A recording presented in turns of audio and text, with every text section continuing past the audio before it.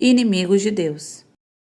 Quem deseja se tornar cidadão dos Estados Unidos deve preencher os formulários adequados e fazer as entrevistas e os testes necessários que são parte do processo.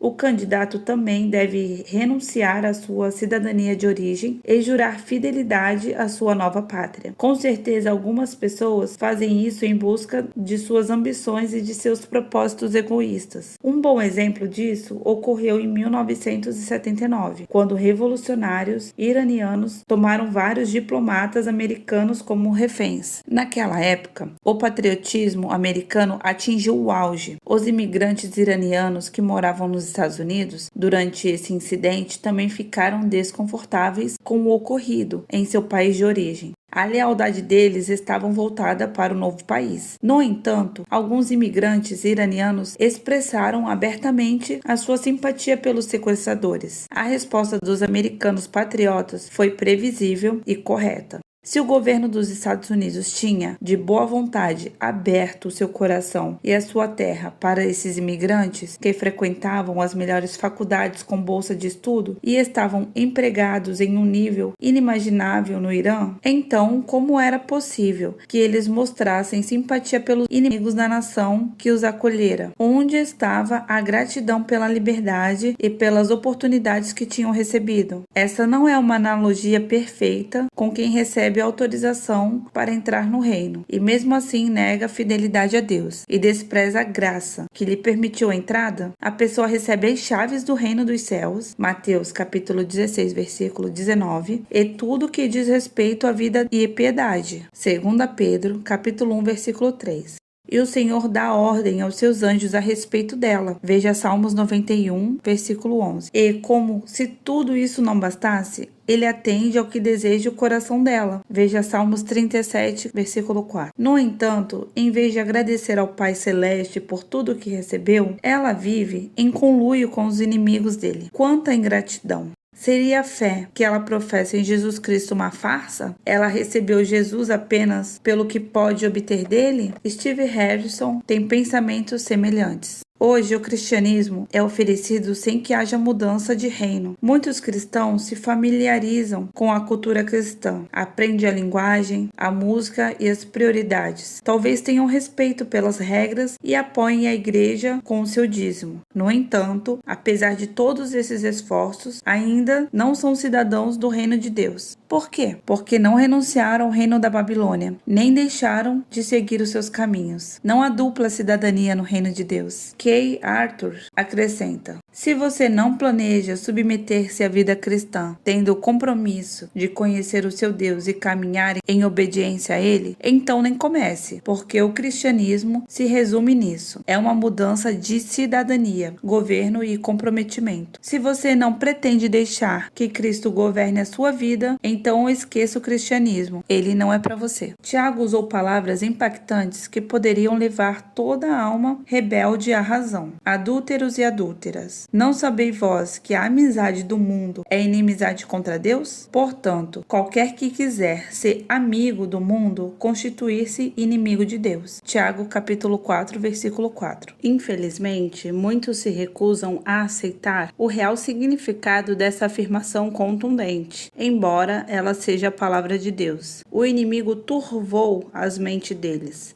ocultando delas a verdade. 2 Coríntios, capítulo 4, versículo 3 e 4. O poder do diabo sobre os que estão enfeitiçados neutraliza a palavra. Os anos de mundanismo e desobediência endurecem o coração desses cristãos, entre aspas, que leem o versículo mentalmente, mas não o absorvem. A vida cristã lhes serve de pretexto, embora não enxerguem isso. A própria noção de inimizade com Deus parece tão absurda que se recusam a considerar tal possibilidade. O envolvimento com o mundo não lhes causa nenhum problema. Talvez, por medo do que possam descobrir, eles não sondam o próprio coração. Sem querer se soltar das garras que o mundo colocou no seu interior, simplesmente ignoram ou desmentem o significado óbvio desse tipo de versículo. Por outro lado, assim que lê a advertência de Tiago, o cristão de coração sensível possível, logo faz um inventário de suas motivações e atitudes. Estou permitindo que a mentalidade mundana me afete? Guardo alguma luxúria que permita ao inimigo me tentar? Senhor, mostra-me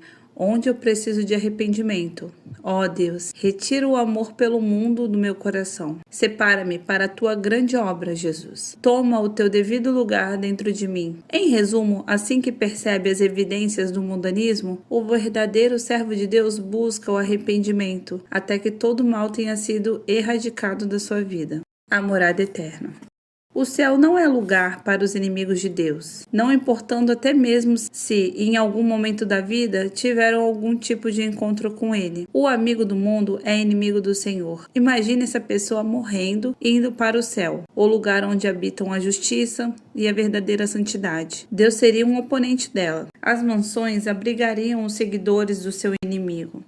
As ruas de ouro, os anjos e os cânticos de adoração só trariam contenda. Assentado no trono está aquele que exigiu um tipo de fidelidade que aquela pessoa não estava disposta a dar. Para quem é apaixonado pelas coisas mundanas, o céu seria o pior lugar para passar a eternidade. Por sua vez, o inferno é reservado para aqueles que não querem viver sob o jugo da autoridade divina. Nas palavras de George Whitefield, um rebelde ficaria tão infeliz no céu que pediria a Deus que deixasse correr para o inferno em busca de abrigo. Para nós cristãos, não deve ser difícil perceber a importância das Escrituras para a necessidade de nos separar dos principados e dos poderes que agem neste planeta sombrio. Entretanto, parece que fomos atingidos por uma cegueira e ficamos incapazes de discernir a rebelião deliberada e dominar a grande parte do cristianismo. O resultado disso são conversões frágeis e um estilo de vida comprometedor. Infelizmente,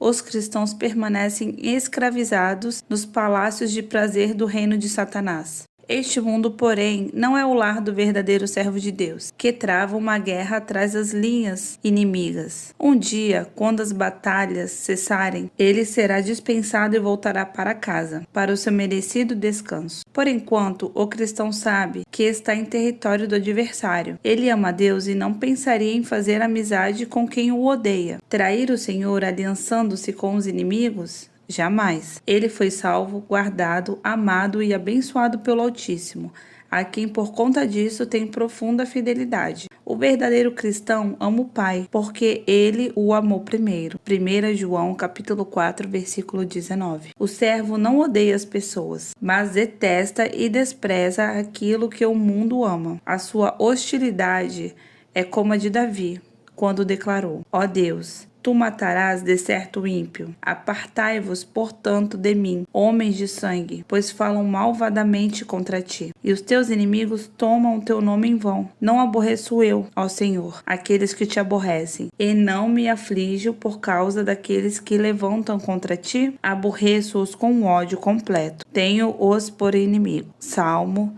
139, versículo do 19 ao 22.